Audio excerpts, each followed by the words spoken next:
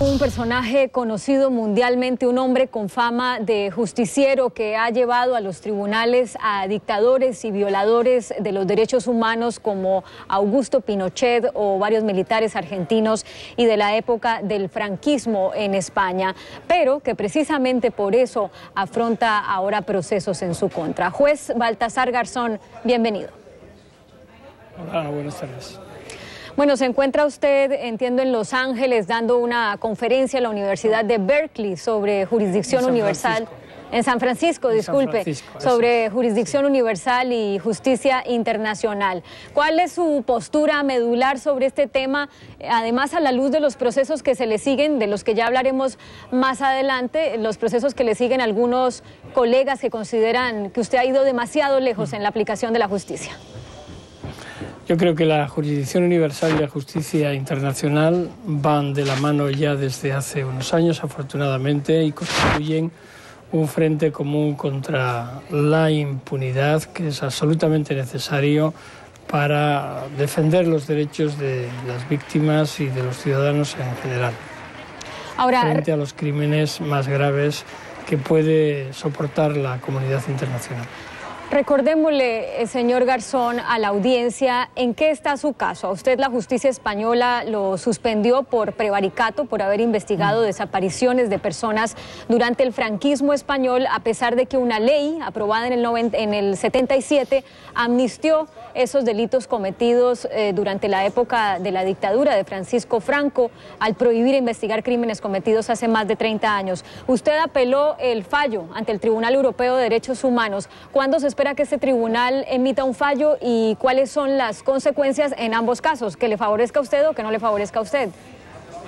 Sí, la causa está abierta en el Tribunal Supremo Español, está pendiente de juicio y sobre todo de que se resuelva la recusación que contra 5 de los miembros del tribunal, de los 7, yo había formulado por haber tomado parte previamente en la investigación. Y por otra parte está pendiente el recurso planteado, la demanda planteada en el Tribunal Europeo de Derechos Humanos por considerar que la propia apertura de un procedimiento penal contra un juez por interpretar la ley de acuerdo con los estándares nacionales e internacionales defendidos y perfectamente asumibles, pues viola derechos fundamentales de ese juez y ataca a la independencia y a la libertad de interpretación y sobre todo deja indefensas a las víctimas al haber subordinado la suerte del proceso principal a la suerte del proceso en contra del juez. Pero, aparte de ello, pues esperando a que sea el juicio como cualquier ciudadano. ¿Y podríamos hablar de una fecha para la que estén previstos los fallos, sentencias? No se sabe. De momento estamos pendientes a que se resuelva la recusación por una sala especial que se ha constituido y a partir de ahí será el nuevo tribunal o el mismo tribunal el que decida la fecha. Entre tanto, usted está suspendido, ¿verdad? Ya lleva, creo, más de un año suspendido, va a cumplir un año. Próximo al año.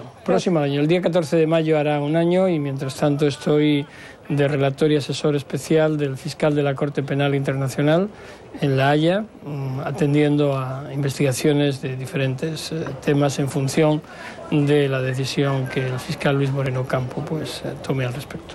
Ahora, también están pendientes los procesos por haber rechazado una querella contra el Banco Santander, que fue la entidad que pagó los costos de unos cursos que usted dio en Nueva York, y la causa por haber grabado conversaciones o ordenado la grabación de conversaciones del caso Gürtel, que involucra parte de la derecha española. ¿En qué están esos casos?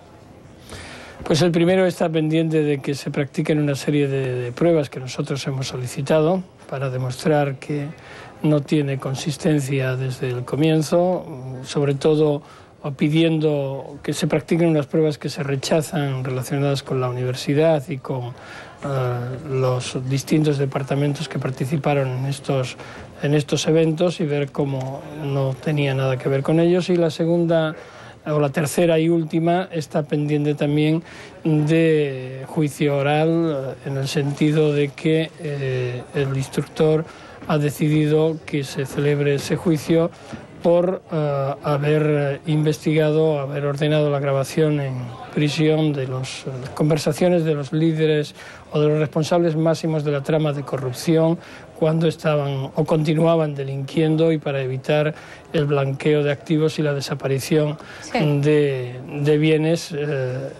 con todas las garantías y previniendo el derecho de defensa. En fin, nuevamente una interpretación de las normas discrepante de las que mantiene el juez que está investigando. Ya habiéndonos puesto al día con los casos que se le siguen a usted, hablemos de lo que en este momento está viviendo el continente americano, que tiene que ver con los casos que usted ha seguido, que son los de derechos humanos. Me imagino que está muy enterado de lo que sucede en Uruguay, pues una de las cámaras del Congreso votó a favor de una ley que deja sin efecto la llamada ley de caducidad, que ha dado impunidad a militares que violaron los derechos humanos durante la dictadura. Pero esa ley ha sido motivo de referendo 2 veces en el país y la ciudadanía ha votado por el no, es decir, por no abrir las heridas del pasado, por mirar hacia el presente, por seguirle dando amnistía a los violadores de los derechos humanos. En ese caso, ¿qué debe primar? ¿La jurisdicción, la jurisprudencia internacional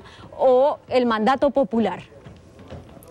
Mire, hay unos límites que están establecidos ya de una forma permanente, y es que ese tipo de leyes de perdón o de caducidad o de amnistía no pueden nunca funcionar respecto de crímenes contra la humanidad, de crímenes masivos. Así lo ha establecido la Corte Interamericana de Derechos Humanos y así lo establecen también otros tribunales como el Tribunal Europeo de Derechos Humanos.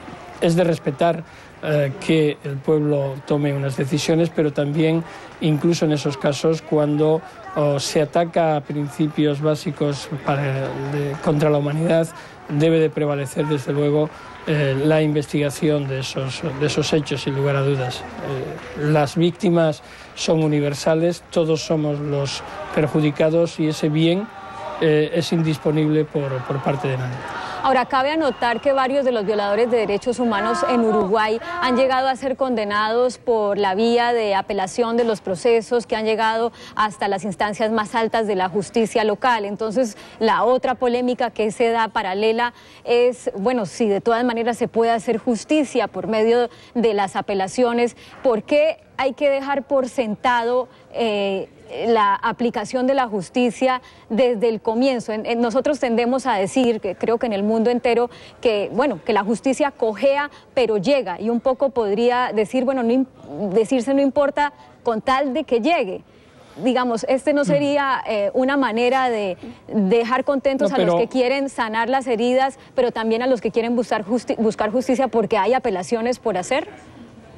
Sí, pero las apelaciones tienen un discurrir muy dificultoso cuando hay leyes que impiden precisamente ese avance. Las leyes de impunidad no pueden prosperar en ningún caso frente a este tipo de crímenes, sino eso sería retroceder en la evolución de la humanidad y iría en contra de todo lo que se ha conseguido con mucho esfuerzo y con mucha impunidad, precisamente, y en forma desgraciada. Si finalmente los tribunales internacionales están dando pasos adelante en ese sentido frente a la impunidad, lo que tendremos que hacer es arbitrar la forma de dar respuesta a las víctimas, de modo que se garantice el derecho a la reparación, a la justicia y a la verdad. Y en ese caso yo creo que es donde estamos ahora mismo en Uruguay y en otros países.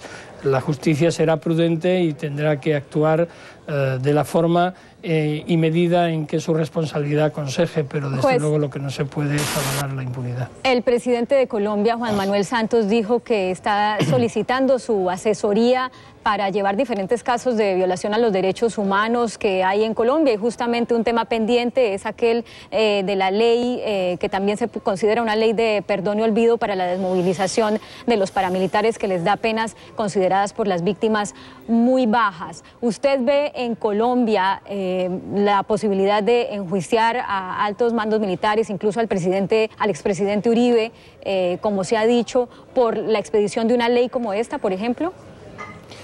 Mire, esa ley fue avalada por la Corte Constitucional y lo que ocurre es que está teniendo dificultades en su aplicación, a pesar del esfuerzo que la Unidad de Justicia y Paz está haciendo en la Fiscalía de la Nación, y a pesar también del gran esfuerzo que está haciendo la Corte Suprema, que está marcando unas pautas muy interesantes de cómo tiene que avanzarse en la interpretación de esa norma.